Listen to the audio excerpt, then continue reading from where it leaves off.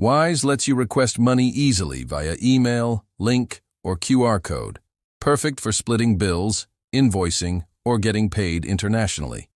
No fees for requests, but receiving may incur currency-specific charges, for example, USD wires. Requires a Wise account with at least one balance opened, like USD or Euros. Available worldwide. Businesses get advanced links. Steps: log in.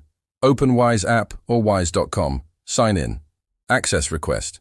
From home, tap request or payments tab. Request money. Alternatively, go to balances. Select currency. Request. Enter details. Input amount, currency, must match your open balance.